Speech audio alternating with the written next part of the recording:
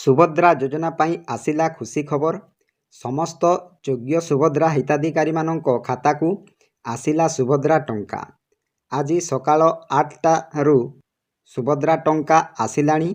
आपण माने मध्य आपणक account balance check करंतु। आपण माने मध्य सुभद्रा टंका पाइथिबे। समस्त योग्य हिताधिकारी को आज सुभद्रा टंका आसुछि।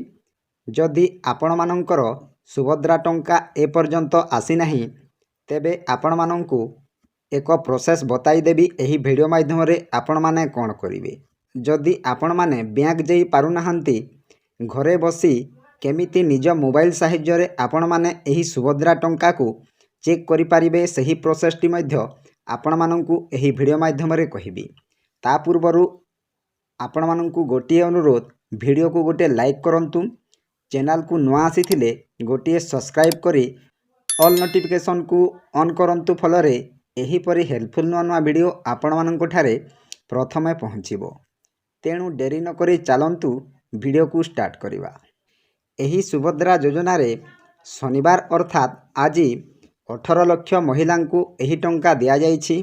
जाजपुर रे आयोजित कार्यक्रम रे सुभद्रा योजनार प्रथम किस्तिर चतुर्थ पर्याय टंका प्रदान करा जाइछि।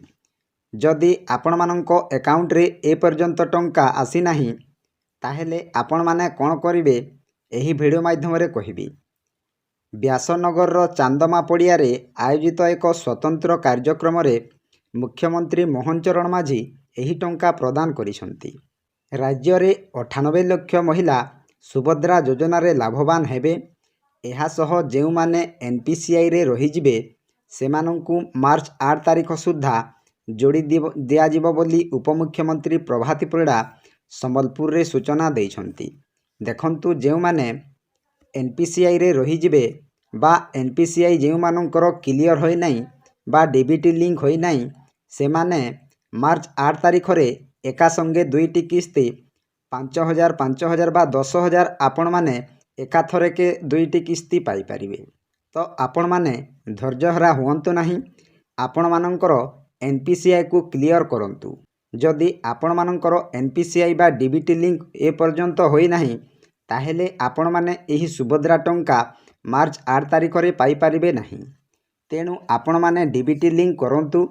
जदि आपण माने निज मोबाइल साहाय्य रे आपण मानंकर डीबीटी लिंक होईछि कि नाही केमिति जानिबे मु डिस्क्रिप्शन रे लिंक दे देइछि। सही डिस्क्रिप्शन को जाई आपण माने सही वीडियो को देखि परिबे एवं आपण मानंकर एनपीसीआई एक्टिवेट बा डीबीटी लिंक होईछि कि नाही आपण माने निज मोबाइल साहाय्य रे जानि परिबे। तापरे जेउ माने ए पर्यंत सुभद्रा टंका पाई नाहंती तो आपण माने धैर्य हरा हुअंतु नाही। आज राति सुद्धा सुभद्रा टंका पड़िबो नहेले काली सकाले मध्य एही सुभद्रा टंका पड़िबो। आपण माने धैर्य हरा हुअंतु नाही। आज सकाल 8टारू एही सुभद्रा टंका आसुछि समस्त अकाउंट को। तो आपण माने धैर्य हरा हुअंतु नाही। निश्चित भावरे आपणको अकाउंट रे एही सुभद्रा टंका पड़िबो।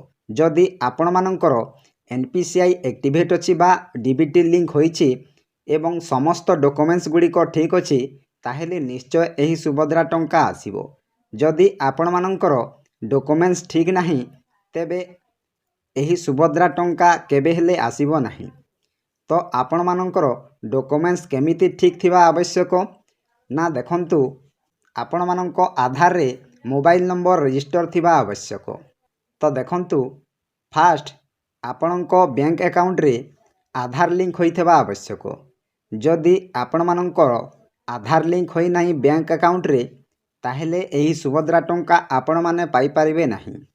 तो आपण माने यथाशीघ्र बैंक अकाउंट रे आधार लिंक करंतु। तापरे आपणकर आधार एवं बैंक अकाउंट सहित जदि निजर नाम एवं ठिकाना मैच खाउथबो ताहेले जै कि आपण माने सुभद्रा टंका पाई परिबे। तो देखंतु आधार रे जेउ परी नाम अछि सही परी बैंक अकाउंट रे मध्य नाम थिबा आवश्यक। जदि टिके भी एपट सेपट हेउछि ताहेले सुभद्रा टंका आसीबो नाही। तो आपण माने यथाशीघ्र एही आधार एवं बैंक अकाउंट को सठिक करंतु। तापरे एही सुभद्रा योजना रे आपण माने केवाईसी करंतु। KYC କରିବା ଦ୍ୱାରା ଏହି ସୁଭଦ୍ରା ଟଙ୍କା ନିଶ୍ଚୟ ଆସିବ। ଯଦି ଆପଣମାନେ ପୂର୍ବରୁ OTP ସାହାଯ୍ୟରେ ଆପଣମାନେ ଏହି ସୁଭଦ୍ରା ଯୋଜନାରେ ଆବେଦନ କରିଥିଲେ, ଏବେ ଆପଣମାନେ ବାୟୋମେଟ୍ରିକ୍ ସାହାଯ୍ୟରେ ଆଉ ଥରେ ଆପଣମାନେ KYC କରନ୍ତୁ। ଯଦି ଆପଣମାନେ ବାୟୋମେଟ୍ରିକ୍ ସାହାଯ୍ୟରେ KYC ନ କରନ୍ତି, ତେବେ ଆପଣମାନେ ସୁଭଦ୍ରା ଟଙ୍କା ପାଇପାରିବେ ନାହିଁ। ଏହା ଉପମୁଖ୍ୟମନ୍ତ୍ରୀ ପ୍ରଭାତୀ ପରିଡ଼ା କହିଥିଲେ। ତ ଏବେ ଆମେ ଜାଣିବା ଏହି ସୁଭଦ୍ରା ଟଙ୍କା ନିଜର ଆକାଉଣ୍ଟକୁ ଆସିଛି କି ନାହିଁ। ସର୍ବପ୍ରଥମେ ଆମେ ଏହି ସରକାରୀ ୱେବସାଇଟ୍ ସୁଭଦ୍ରା ପୋର୍ଟାଲକୁ ଯିବାକୁ ପଡ଼ିବ। ସର୍ବପ୍ରଥମେ ଆମେ ଯେକୌଣସି ଏକ ବ୍ରାଉଜରକୁ ଓପନ୍ କରିବା ଏବଂ ସର୍ଚ୍ଚ ବାର୍ରେ ସର୍ଚ୍ଚ କରିବା subhadra.odisha.gov.in ଏହିପରି ଭାବରେ ଆପଣମାନେ ସର୍ଚ୍ଚ କରନ୍ତୁ।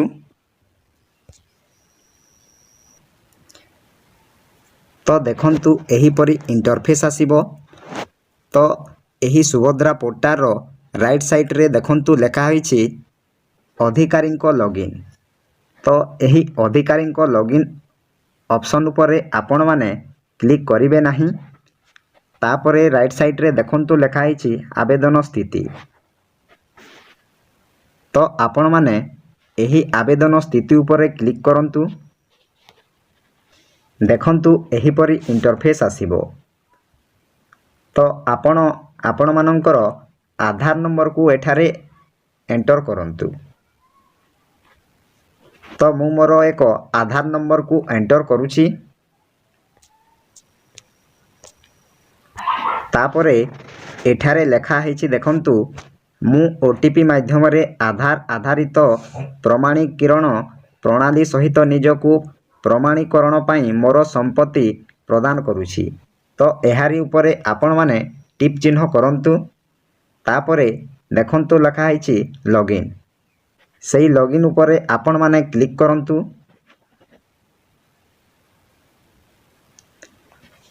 ତ ଦେଖନ୍ତୁ ଆପଣମାନଙ୍କର ଆଧାରକୁ ଏକ OTP ଯାଇଥିବ, ଯେଉଁଟାକି ରେଜିଷ୍ଟର ମୋବାଇଲ ନମ୍ବର ହୋଇଥିବ। ସେହି ରେଜିଷ୍ଟର ମୋବାଇଲ ନମ୍ବରକୁ ଏକ OTP ଯାଇଥିବ। ସେହି OTPକୁ ଆପଣମାନେ ଏଠାରେ ଏଣ୍ଟ୍ରି କରନ୍ତୁ।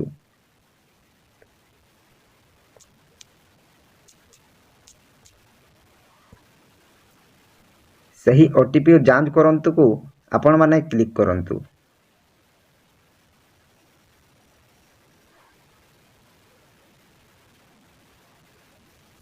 ତ ଦେଖନ୍ତୁ ଏହିପରି ଇଣ୍ଟରଫେସ୍ ଆସିବ। ତ ଆପଣମାନଙ୍କର ସବୁ କିଛି ଡିଟେଲ୍ସ ଏଠାରେ ଆସିଯାଇଛି।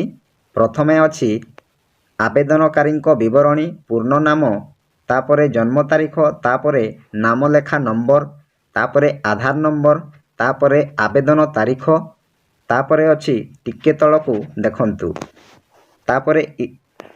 ତାପରେ ଦେଖନ୍ତୁ ଏଠାରେ KYC ସ୍ଥିତି। ଦେଖନ୍ତୁ KYC ସ୍ଥିତି ଏଠାରେ କମ୍ପ୍ଲିଟ୍ ଲେଖିବ। ତାପରେ KYC ପ୍ରକାର ଆପଣମାନଙ୍କର ବାୟୋମେଟ୍ରିକ୍ ଲେଖିବ। ତାପରେ ସ୍ୱୀକୃତି ସ୍ଥିତି ଅଣ୍ଡର ପ୍ରୋସେସ୍ ଲେଖିବ। ତାହେଲେ ଆପଣମାନେ ନିଶ୍ଚିତ ହୋଇଯିବେ ଯେ ଆପଣମାନଙ୍କୁ ସୁଭଦ୍ରା ଟଙ୍କା ମିଳିବ।